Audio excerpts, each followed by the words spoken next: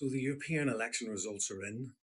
The Brexit Party, which had voted on a single issue of leaving the European Union, has done extremely well in the British European elections.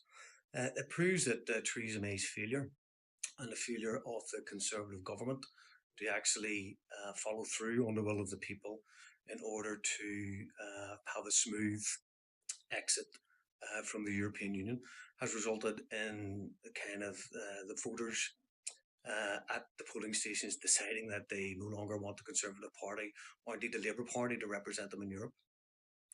It's a huge sea change for British politics. It's an opportunity for those who no longer trust the status quo of the two-party system to vote for change. I think the Brexit Party is a one-trick pony. If Brexit is delivered for the people by the government going forward before October's deadline, uh, I think the Brexit Party will just simply disappear like snow in a ditch on a spring morning. But if they don't have Brexit, and I don't see how they're going to do that because there's total disarray among the established parties in the British Parliament, I think they're seriously going to struggle.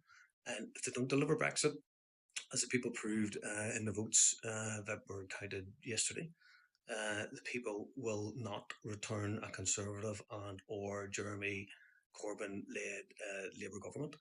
So the chances are politics could change for the foreseeable future. If you remember when the Lib Dems went into power with the Tories several years ago, they claimed that they would not increase tuition fees in universities as part of their manifesto going forward.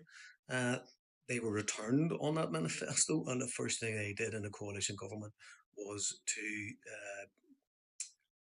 raise on behalf of the Tory government tuition fees, and that put the Liberal Democrats out into the wilderness.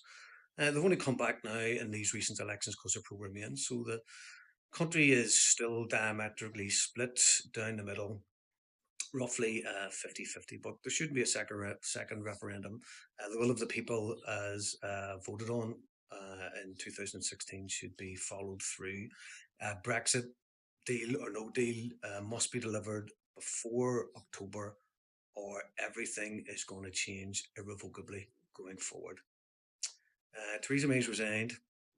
It looks like Boris Johnson now, because obviously the Conservative Party are going to have to react to the Brexit vote for the Brexit Party, and they're going to have to put in a Brexiteer in charge going forward.